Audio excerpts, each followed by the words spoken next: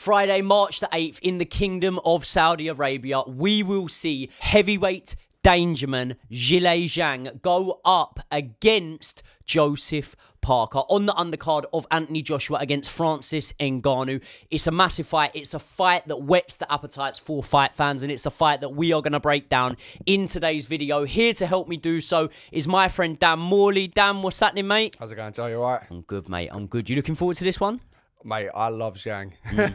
Yeah. Like, Zhang has won me over. Yeah, he's flavour of the month at the minute, old Zhang, isn't he? Yeah, mate. I just love him. I love his one-liners. I love his attitude, just the whole the Chinese power. Yeah, but I like Parker as well. So, ultimately, I'm very much looking forward to this one. Yeah. So, the fight that was rumoured originally was Zhang against Deontay Wilder, wasn't it? Would you have been more interested, off the back of Deontay Wilder's loss to Joseph Parker, which fight would you have been more interested to see? Zhang against Wilder or Zhang against Parker? I don't know. I feel like Wilder is a better sell because he's obviously a massive name. I mean, he doesn't. I don't know where Wilder really goes after that Parker fight because he just didn't look good at all. It wasn't even like, oh, you know, he can work on this. He just looked like he weren't letting his hands go.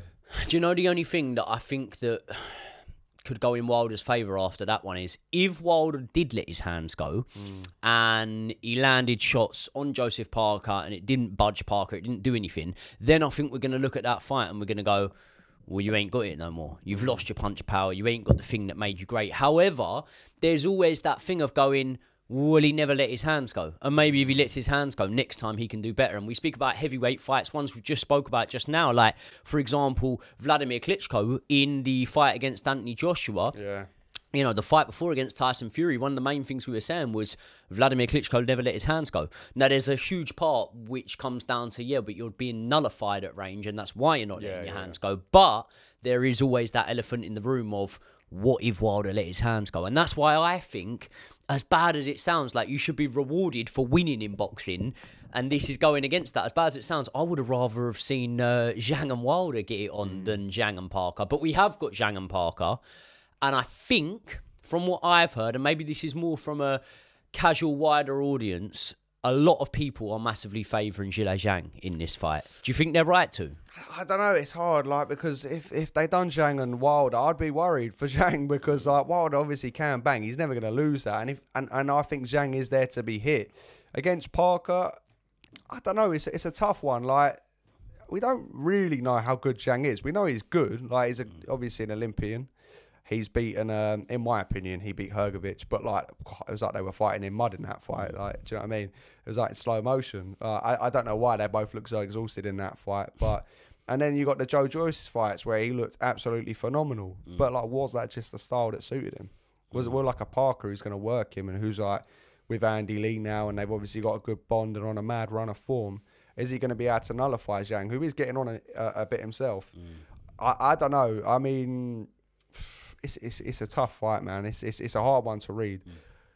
I don't really see Zhang stopping him. I don't see him clipping him. Like, Parker's been stopped, but it was only like when he was walked down by the Terminator in Joyce. Do you know what I mean? It was a completely different style to how Zhang fights, and I could see Parker giving Zhang problems. And it's not really a massive fight. Like, if you're a 40-year-old, obviously he's Chinese as well, and there's that massive, there's huge marketability there for a massive fight in China for the title.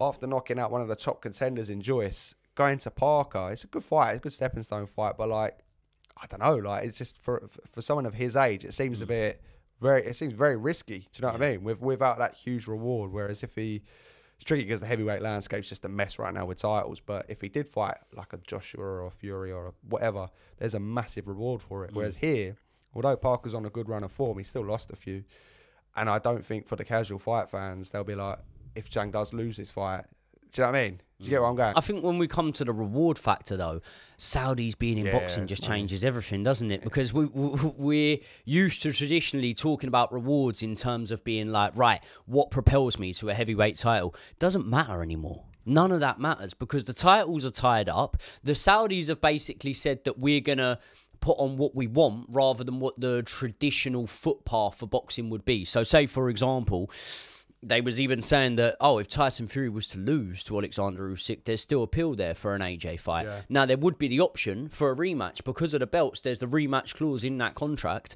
But the Saudis are basically saying, well, we're going to put on what we want to put on. So I think when you speak about the reward, it pretty much just comes down to money now. And if you give a good showing out in Saudi, especially if you get a win, they're going to have you back on, aren't they? Yeah, and to be honest with you, I'm just talking in like what the current heavyweight landscape's been. If you look in previous years, like the old school, like it doesn't matter if you lose. Like do you know what I mean? As long as you're still fighting the best, you will get those big fights. You know what I mean? So yeah. Well, Joseph Parker's the living proof of that, because Joseph Parker's gone in there against obviously Anthony Joshua and didn't really put on much of a performance. He obviously went in there with Dylan White, left it too late in that fight, and some people would argue that although he came on strong in the end, there were periods in that fight where he went missing a little bit, maybe showed a little bit of a lack of bottle, lack of heart in that fight, but he's come back strong recently since linking up with Andy Lee. Mate, I read Andy Lee's book and I remember thinking, you're going to be a really good trainer. Because you can tell how much he took on from his time with Manuel Stewart and obviously over in the Kronk gym. And he's getting really good results out of Joseph Parker now. I would push back against the sort of common perception that this fight is going to be, you know, a fight that massively favours Zhilei Zhang. I think Joseph Parker's a favourite in this fight. Yeah, no, I like because... I don't know what was up with both of them in that Hrgovic fight, but they were so tired. Do you know what I mean? They were like Hrgovic was turning his back, like they were knackered. They find little 30-second spells, but like the fitness was off. And like going into the Joyce fight, that's why I initially favoured Joyce, because I thought, oh mate, this Zhang's dangerous, but like he gets tired. But he looked crisp and sharp and fit. So I don't know if there are those stamina issues that we might have seen previously. He had I don't actually know what it was, but he faded in a fight before to do with some kind of illness or something. I haven't looked too much into it. Yeah, that was he got like 4 knockdowns early on. Was it Jerry Forrest he was fighting? Was someone like that. And I remember it ended up being a draw in the end because Zhang was like blowing out his arse after whatever point. But I think that stylistically they're such different fighters to prepare for. Like with Joe Joyce. Yeah, all right, but this is why styles make fights is no more relevant in any division than the heavyweight division, because the ultimate ending of a fight at heavyweight is always more likely to produce a knockout than in the lighter weight division. So, say, for example, stylistically, you might get a Zhang beat a Joseph Parker and stop a Joseph Parker. Beat a Joe Joyce and stop Joe Joyce. But Joe Joyce stopped Joseph Parker. But that doesn't mean that Parker won't then beat Zhang. Styles make fights in the heavyweight division. And I think that with Zhilei Zhang, having that sort of laser southpaw backhand that can go through people is brilliant. But let's not pretend that he hasn't been able to show that on people that are there to be hit. So Hrgovic in that fight was very much there to be hit. Joe Joyce in any fight is very much there to be hit. Joseph Parker's a different prospect there. Like, we've seen him in with Anthony Joshua. We've seen him in with Andy Ruiz. We've seen him in with Dylan White. Never have we ever seen anyone really land more than one clean punch on him. Not in the space of a fight, but in terms of putting a combination together. We see AJ put his punches together on every man more or less he's been in there with a ring with Bar and Usyk, right? We never saw him land 2 unanswered punches on Joe Joyce. And I feel like a single shot from Zhang maybe doesn't have the same sort of power to be able to get Joe Joyce out of there. Joseph Parker, sorry, too many Joes there. To get Joseph Parker out of there. So I think that with Joseph Parker's foot speed and with the way he's able to get himself around that ring, Zhang's going to have so many problems in pinning him down that it's going to be very, very hard for him. But can Joseph Parker box like that and nick a victory, or does he really need to make a statement? No, I mean, it depends how he boxes, because you use the AJ fight as an example, not getting hit, but he didn't win. It was quite a negative performance. But like, you have to go off the most recent one against Wilder. And like, you're talking about a laser backhand. Like, say what you want about Wilder. He might be wild. He might be a wild boxer, but like, I've always thought his backhand was underrated in the way it was set up and the delivery. Like, there's no doubt in how powerful that is. And he was able to do it against Wilder. Slightly different styles, different stances. But if he kind of boxes the way he just boxed Wilder, makes himself a small target and pressures Zhang, as you say, I can see him giving him a lot of problems. I don't know if I'd say he's the favourite as such. I'd say this is probably a 50-50. They're both going into like different stages of their career. And yeah, I could ultimately see if he boxes with a similar approach, like quite aggressive, works Zhang, makes himself a smaller target, defensively sound, just wings those big shots. I could see him catching Zhang. But it depends how Zhang boxes as well, because if Zhang's accurate, he's sharp, he puts them together, he times him, then he's a big guy and I could see him hurting him. I don't think Zhang will stop him just because you know, just with the styles. But yeah, I ultimately breaking it down, I would favour the style to Parker, but I kind of think Zhang's going to win. I don't know why. I've sparred a lot of good fighters, right? Yourself included in that. And I always find that the spars that I used to probably lack confidence in maybe are the ones where I didn't land punches on the guy. And that sounds very simplistic. But what I mean by that is, right, I could be in there sparring someone who is really, really well skilled, high level boxer. But if I can land on them, I'll never sort of lose that confidence because I'm like, yeah, I know I'm taking a pasting here, but I'm landing shots on you. And whenever I throw, providing it's not, you know, completely unnecessary, I'll probably land punches on you, right? And the spars that will get away from you are the ones that not only are you taking a bit of damage, the defense is just too good and you can't really land on them. So sometimes in those spars, for example, where I can land on someone, I'm thinking, right, all I do know, I know I can't get out of the way of these shots, but all I do know is I can land on you. So let me fight fire with fire here. And that's the way that I'm sort of guided in some of these spars sometimes. And when I look at Joseph Parker against Zhile Zhang, one thing that I do believe is Joseph Parker's going to have the better feet in there. But like you said, you can have the better feet and you can move around. But in the AJ fight, it didn't do all that much for him because he didn't win that fight. So I think there's going to come a time in this fight when Joseph Parker goes, okay, I've clearly got the better feet for you, but it's not really pulling this fight in my favour enough. And what I do know is every time I throw, I'm landing. I don't know whether I'm wrong. You could have seen something in Zhang's defence to tell me I'm wrong at that. But I feel like every time Joseph Parker lets his hands go in this fight, his punches find a home. Yeah. I don't think Zhang is like an elusive master. Do you know what I mean? Like that's what I mean. He's there to be hit. And like we used the Anthony Joshua fight, but that was years ago. Like the Wilder fight just happened, and he was pretty good defensively, and he was hitting him. So going like with that mindset, yeah, I think it's a real danger. And like seconding what you said about like if you're boxing someone and you can't hit them, it's people. Like, I've never done it, don't know this stuff, but like it's so psychologically draining. Like I used to train with Josh Kelly, and like oh my god, like I sparred him quite a bit for the Avanesian fight, and I've always said like I've never been in with someone as talented. I used to watch him like when he was coming up, I'd be like, oh mate, that style, and like you know, I'd be able to land on that. And then I trained with Josh a lot. And yeah, like I've sparred like, loads of good people, loads, and I've never felt like I can't get to someone. And you know, like, we had good spars, but oh my god, like there'd be shots where I would just be able to set anyone up with and just land it, that he would just be gone. And it was it's almost like mystical. You're like, mate, like how can that be a target and not be? Do you know what I mean? How can I not land that? So yeah. And while you're thinking about how you didn't land it, you probably got about 2 or 3 punches coming back at you to then think about as well. So it's like, mate, them top fighters, like the defensive geniuses. Why Floyd was so good. Like I think people would really underestimate when they were boxing him how good he was. And I don't mean that as in a sense they wouldn't train hard for him. They knew he was one of the greatest of all time. But like, I always think of a Robert Guerrero or someone like going in and just windmilling like wide shots, like missing by a foot. And I just think like you can kind of prep for these people, but like until you actually get in there and you actually can't lay it on them, like it's a different thing. Especially when like you're experienced and you've been able to do it to everyone else. You get in with someone you can't hit. It's a weird thing, man.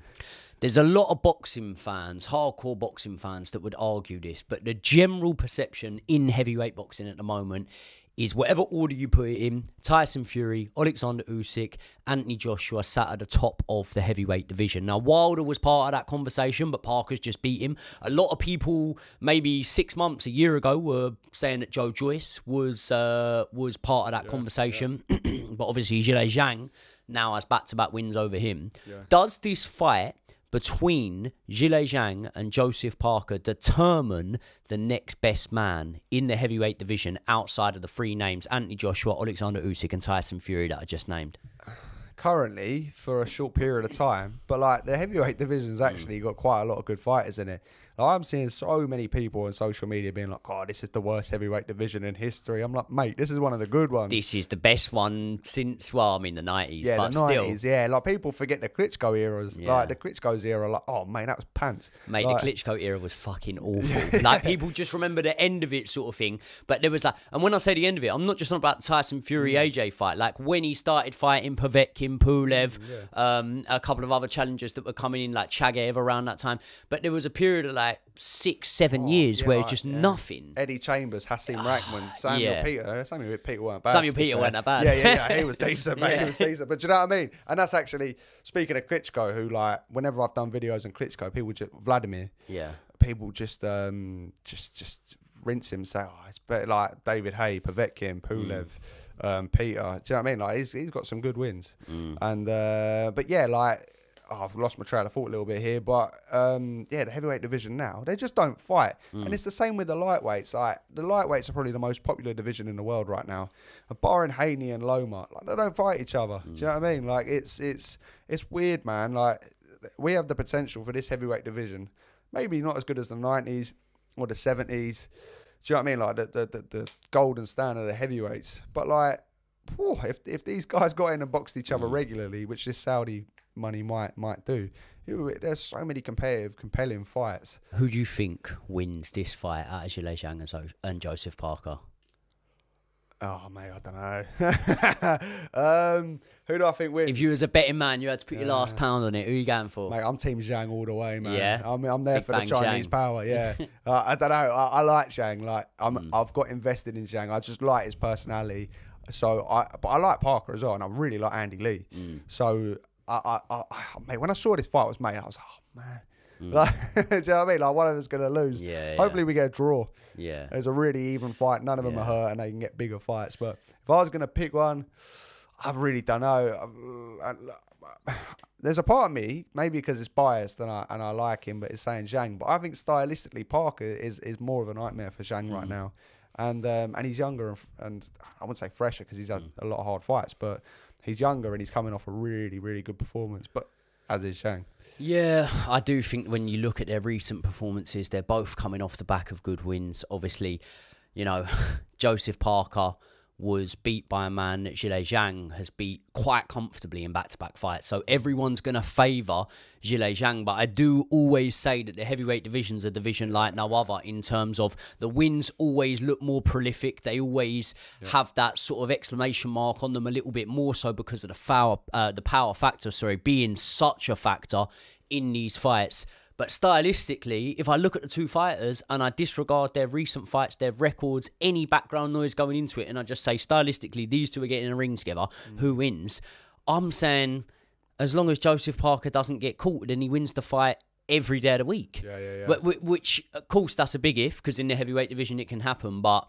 yeah, if I'm a betting man, I've got to put my last pound in it. I'm putting it on Parker. 100%. Yeah. He's been on a good run of form. Do you know what I mean? And he's got that top level experience that Zhang doesn't quite have right now as a pro. Like, Zhang has some big fights and he has experience now, but Parker's boxed. If Parker boxes Fury, he's basically boxed everyone around, like of his era. Like, he's boxed. Well, not everyone. But do you know what I mean? Like, he's got a very, very good resume. If he wins this fight and then somehow gets a Fury fight, Joshua, Fury, Wilder, Zhang, Ruiz, you know what I mean? Yeah. So, I'd probably slightly favour Parker. Yeah. Well, we want to know, what do you guys think? Who do you think's winning this fight? What do you think the keys to victory are? And what don't you agree on from what we've just said there? People, if you are not already, please do me a massive favour. Subscribe to the channel. I'm trying to bang out content all the time for you guys now. So make sure you are in the right place at the right time when it gets uploaded. And also, to thank Dan for coming in today, please head over to his YouTube channel and subscribe to that. That's linked in the description, as well as his social media pages. I will see you all in the next one.